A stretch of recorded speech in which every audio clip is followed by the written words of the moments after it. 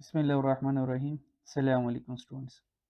अच्छा जी, इस लेक्चर में हमने चैप्टर नंबर 15 का स्केल टेस्टिंग के एग्जाम इंपॉर्टेंट क्वेश्चन डिस्कस करने हैं। ठीक है, तो एग्जाम इंपॉर्टेंट क्वेश्चन डिस्कस करने से पहले, क्योंकि वो सारे एमसीक्यूज होंगे, तो मैंने चाहा कि चैप्टर नंबर 15 की एक जल्दी से रिवीजन हो जाए। ठीक है, एक क्विक रिवीजन हो जाए, जिससे हमें फिर एग्जाम इंपॉर्टेंट क्वेश्चन सॉल्व करने में आसानी हो। ठीक है जी। अच्छा जी, क्योंकि ये क्विक रिवीजन होगी, इसलिए हम डिटेल डिस्कशन इसमें नहीं करेंगे। तो काइस के टेस्टिंग के बारे में, number 1, testing the hypothesis about the independence of two attributes. दो एट्रीब्यूट्स हैं, उन दोनों एट्रीब्यूट्स में इंडिपेंडेंसी को जानना चाहते हैं। ठीक है, जैसा कि मैंने अपने मेन लेक्चर में इसकी एग्जांपल दी थी कि एक स्टूडेंट है, ठीक है, तो उसने कहा कि मुझे मोबाइल चाहिए, तो उसकी माँ ने कहा कि अगर मोबाइल मिल जाए तो मोबाइल के आने से हो सकता है तुम्हारी स्टडी इफेक्टिव हो जाए। ठीक है, तुम्हारी पढ़ाई पर उसका असर पड़ेगा। तो उसने कहा बिल्कुल नहीं पड़ेगा। तो अम्मा ने कहा ठीक है, हम चेक कर लेते हैं। तकरीबन 2 मंथ का हम टेस्ट करेंगे और फिर चेक करेंगे कि मोबाइल की वजह से पढ़ाई पर इफ़ेक्ट आ रहा है या नहीं आ रहा। अगर तो मोबाइल रखने की वजह से पढ़ाई डाउन चल रही होगी, इसका मतलब ये डिपेंडेंसी है। ठीक है, मोबाइल की वजह से पढ़ाई कम हो रही, स्टडी कम हो रही। और अगर मोबाइल रखने की वजह से स्टडी पर कोई फ़र्क नहीं पड़ा, जिस तरह के पहले अच्छे ग्रेड्स आ रहे थे अभी भी उसी तरह के अच्छे ग्रेड्स आ रहे हैं, इसका मतलब मोबाइल रखना स्टडी पर कोई फ़र्क नहीं पड़ता। तो इस केस में ये इंडिपेंडेंसी होगी। ठीक है, इस केस में इंडिपेंडेंट होगा। तो अगर मोबाइल रखने से पढ़ाई पर कोई फ़र्क नहीं आ रहा तो ये इंडिपेंडेंट होगा। मोबाइल रखने से अगर पढ़ाई परफेक्ट पढ़ रहा है, इसका मतलब ये डिपेंडेंट हो जाएगा। ठीक है, तो हमने क्या करना है, क्वालिटेटिव वेरिएबल्स को चेक करने के लिए कि वो आपस में इंडिपेंडेंट हैं या नहीं है, तो काइस के टेस्ट यूज़ करते हैं। ठीक है, अच्छा जी, एच नॉट जो नल हाइपोथेसिस वो क्या बनेगा, टू एट्रीब्यूट्स आर इंडिपेंडेंट। दोनों एट्रीब्यूट्स आर इंडिपेंडेंट है। यहाँ पे टू एट्रीब्यूट्स कौन कौन से होंगे, एक हमारे केस में मोबाइल होगा, दूसरे केस में स्टडी होगी। मोबाइल और स्टडी में दोनों में रिलेशनशिप देखना चाह रहे हैं। अगर मोबाइल और स्टडी में कोई रिलेशनशिप नहीं है, इसका मतलब मोबाइल की वजह से स्टडी पर कोई फ़र्क नहीं पड़ रहा, तो ये इंडिपेंडेंट होगा और ये एच नॉट होगा। एच वन क्या कह रहा है, two attributes are not independent associated. H one ये कहता है मोबाइल रखने की वजह से स्टडी पर लाजमी कुछ ना कुछ असर आएगा और ये बैड असर आएगा। ठीक है, तो ये डिपेंडेंट, नॉट इंडिपेंडेंट मीन ये डिपेंडेंट होगा हमारा। ठीक है, और एसोसिएटेड मीन इसका मतलब मोबाइल में और स्टडी में आपस में रिलेशनशिप है। अच्छा जी, अल्फा में लेवल ऑफ सिग्निफिकेंस 1%, 5%, 2%, उसके बाद 10% कुछ भी हो सकता है।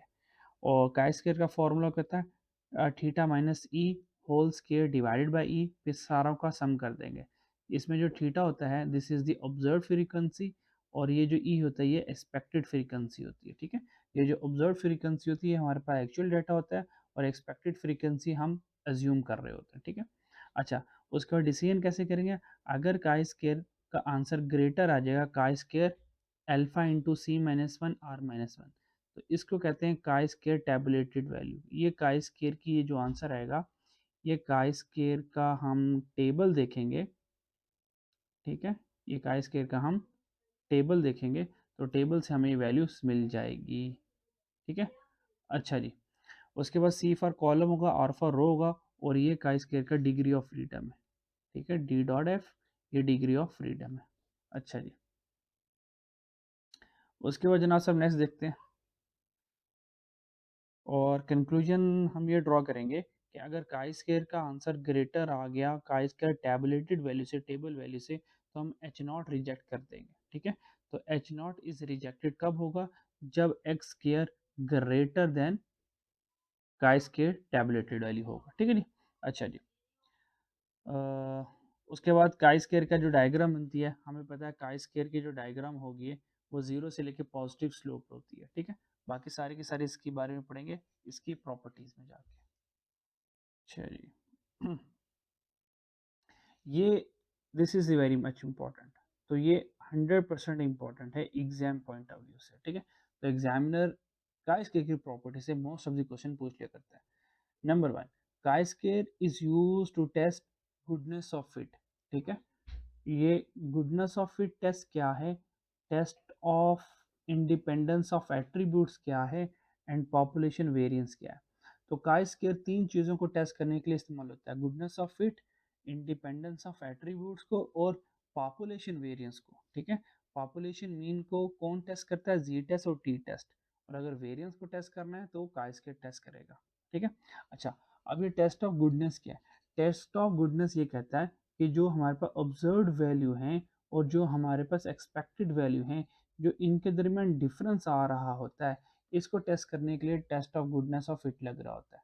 Test of independence of attributes क्या होता है कि जो हमारे पास क्वालिटेटिव वेरिएबल्स होते हैं, उन क्वालिटेटिव वेरिएबल्स को टेस्ट करने के लिए उनके दरमियान में डिपेंडेंसी इंडिपेंडेंसी को चेक करने के लिए test of independence of attribute लगता है, ठीक है। और पॉपुलेशन वेरिएंस हमारे स्कोप में नहीं है, ठीक है। अच्छा, सेकंड, काई स्क्वायर इज नॉन नेगेटिव, ये पॉजिटिवली स्क्यूड डिस्ट्रीब्यूशन होता है, जैसे कि हमने ये डायग्राम में ऊपर देखा था, ठीक है। तो ये पॉजिटिवली स्क्यूड होता है, ठीक है। अच्छा जी, अगर पॉजिटिवली स्क्यूड है तो मीन ग्रेटर देन मीडियन और मीडियन ग्रेटर देन मोड होगा। फिर काई square is non symmetric, non symmetric का मतलब होता है कि इसके अंदर स्क्यूनेस है, और स्क्यूनेस कौन सी, पॉजिटिवली स्क्यूनेस है। Chi square distribution is a continuous probability distribution, तो काई स्क्वायर एक कंटिन्यूस प्रोबेबिलिटी डिस्ट्रीब्यूशन है, ठीक है। टी टेस्ट, जी टेस्ट, नॉर्मल डिस्ट्रीब्यूशन, ये सारे कंटिन्यूस प्रोबेबिलिटी डिस्ट्रीब्यूशन है। इस तरह हाइपर ज्योमेट्रिक हो गया, बाइनोमियल हो गया, ठीक है, और पाइथन हो गया, ये सारे सारे डिस्क्रीट डाटा के वेरिएबल्स के टेस्ट के लिए यूज हो रहे होते हैं, ठीक है। अच्छा जी, उसके बाद value of range, chi square की जो वैल्यू होती है जीरो से लेके पॉजिटिव इन्फिनिट तक होती है, ठीक है। तो ये यहाँ से नजर आ जाएगा, ये जीरो है और ये कहाँ तक चलेगा, ये पॉजिटिव इन्फिनिट तक चलता रहेगा, ठीक है। अच्छा जी, ये रेंज भी होगी। आगे जी, area is equal to one, ये जो काई स्क्वायर का सारा एरिया होगा, यहाँ से लेके ये सारा एरिया, जितना भी एरिया होगा, ये वाला सारा एरिया, ठीक है, ये सारे एरिया कंसिडर करेंगे तो वन के इक्वल होगा ये, ठीक है। अच्छा, ये भी हो गया। It is non parametric test, chi square में कोई पैरामीटर यूज नहीं होता। पैरामीटर कौन कौन से होते हैं, मीन होते हैं और स्टैंडर्ड डेविएशन, तो ये दो पैरामीटर्स होते हैं। जबकि काई स्क्वायर का फॉर्मूला में देखें, सी, ये देखें, ये काई स्क्वायर का फॉर्मूला है और कोई भी पैरामीटर नजर नहीं आ रहा, ना मीन नजर आ रहा है, ना स्टैंडर्ड डेविएशन नजर आ रहा है, तो काई स्क्वायर में कोई पैरामीटर नहीं होता, ठीक है जी। Yates correction is only be use in chi square, तो येट्स करेक्शन किस टेस्ट में यूज होती है, सिर्फ काई स्क्वायर के टेस्ट में येट्स करेक्शन यूज होती है। येट्स करेक्शन है क्या, इंशाल्लाह भी बात करूंगा, ठीक है। अच्छा, फिर दो तरह के टेस्ट काई स्क्वायर यूज होता है दो चीज़ों को टेस्ट करने के लिए, गुडनेस ऑफ फिट और टेस्ट ऑफ एसोसिएशन, और इन दोनों के बारे में ऊपर मैं बता चुका हूँ, ठीक है जी। अच्छा जी, goodness of it, theoretical distribution और ऑब्जर्व डाटा के दरमियान में जो डिफरेंसेस आते हैं उनको क्या करता है, मेजर करता है। और टेस्ट ऑफ एसोसिएशन जो है, टू एट्रीब्यूट्स, दो क्वालिटेटिव वेरिएबल्स के दरमियान में इंडिपेंडेंसी है या नहीं है, उसको टेस्ट करने के लिए टेस्ट ऑफ एसोसिएशन लगता है, ठीक है। अच्छा जी, लास्ट जो सबसे कीमती बात है कि किस तरह के क्वेश्चंस आएंगे। देखें, अगर हम काई स्क्वायर के फॉर्मूले की बात करें, तो काई स्क्वायर के फॉर्मूले में ना, तो हमें दो चीज़ें चाहिए होती है, दो वेरिएबल चाहिए होते हैं, एक थीटा और एक ई। थीटा तो हमेशा क्वेश्चन में गिवन होगा, ई जो होगा ये हमेशा हमें खुद फाइंड करना पड़ेगा। अब ई को फाइंड करने के कुछ डिफरेंट तरीके हैं, ठीक है। वो ये है, नंबर वन, अगर आप ये ऑब्जर्व करें कि आपके डाटा में एक सिंगल रो है या सिंगल कॉलम है, ठीक है, यानी कि ये देखें, एक रो आ गई, वन रो आ गई या वन कॉलम आ गया, ठीक है। अगर एक रो या एक कॉलम है तो ई कैसे बनेगा, mean of theta, observe value का मीन ले लें तो वही आपका ई होगा, ठीक है। इसी तरह अगर टू वे टेस्ट है तो इसके थोड़े से मैंने नाम दिए हुए हैं टू वे टेस्ट।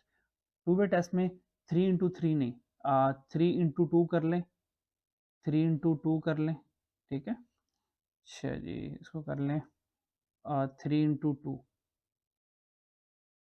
और चलो जी टू लिख जाओ, थ्री इंटू टू कर लो, टू इंटू फाइव कर लो, थ्री इंटू टू कर लो, तो ई कैसे मिलेगा, जो भी रो का टोटल होगा उसको मल्टीप्लाई करेंगे कॉलम के टोटल से और उसको डिवाइड कर देंगे ग्रैंड टोटल से, ठीक है जी। तो ये हमारा ई बन जाएगा। इस तरह प्रोपोर्शनल टेस्ट, अगर हम हमें क्वेश्चन में प्रोबेबिलिटी दी जाए तो तब ई कैसे फाइंड करेंगे प्रोबेबिलिटी का, हर एक हर एक वेरिएबल की प्रोबेबिलिटी दी होगी। फॉर एग्जांपल हमने कहा कि लोग ना कौन सा बिस्किट ज़्यादा पसंद करते हैं, तो पता चला कि बिस्किट ए लोग 20% पसंद करते हैं, बिस्किट बी को लोग 30% पसंद करते हैं, बिस्किट सी को लोग 40% पसंद करते हैं। तो ये प्रोबेबिलिटी गिवन होगी। तो प्रोबेबिलिटी को टोटल सैंपल स्पेस से मल्टीप्लाई करेंगे तो हमारे पास ई बन जाएगा, ठीक है। और अगर हम फोर्थ केस, अगर हम ये ऑब्जर्व करें कि हमारे पास जो है रोज और कॉलम सेम आ गए, 2/2 आ गया, 3/3 आ गया, 4/4 आ गया। नॉर्मली हमारे केस में सिर्फ ये 2/2 है, 3/3 भी हमारे सिलेबस में नहीं आता क्योंकि टाइम ज़्यादा हो जाता है इसके लिए, ठीक है।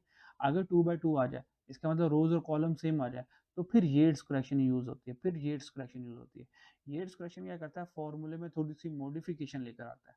हमारा फॉर्मूला ये था कि थीटा माइनस ई, उसके बाद होल स्केयर अगर लिखा जाए तो डिवाइडेड बाय ई, ठीक है, और उसके बाद सारे का सम कर दो। ये फॉर्मूला था। अब चेक करें जेड्स क्वेश्चन क्या कहता है, थीटा माइनस ई का मॉडुलस ले लो, यानी कि सारी नेगेटिव वैल्यू को पॉजिटिव में कन्वर्ट करेंगे, उसमें से माइनस करेंगे 0.5। ये जो माइनस करना है ना 0.5, ये जेड्स करेक्शन होती है, ठीक है। और उसके बाद स्केयर करके डिवाइड कर देंगे ई से और एट द एंड सम ले लेंगे। तो ये जो 0.5 माइनस किया थीटा माइनस ई में से, this is called the Yates correction, ठीक है जी। तो ये स्टूडेंट्स हमारे पास काई स्केयर की एक क्विक रिवीजन हो गई, ठीक है जी। उसके बाद ये काई स्केयर के कुछ क्वेश्चन हैं, प्रैक्टिस क्वेश्चन है, क्वेश्चन 1 2, ठीक है। पर ये तो एक जनरल से क्लास क्वेश्चन है, ठीक है जी। तो हमने क्योंकि एग्जाम इंपॉर्टेंट क्वेश्चन देखने हैं, तो ये एक मैंने कहा कि काई स्केयर की क्विक रिवीजन हो जाए, ताकि पता चल जाए कि हमने तकरीबन 4 तरीके के फार्मूलास को देखकर हमने क्या फाइंड करना है, ई। ये चारों के चारों फार्मूलास किसके लिए, ई एक्सपेक्टेड वैल्यू को फाइंड करने के लिए, और थीटा तो हमें क्वेश्चन में गिवन होगा, ठीक है।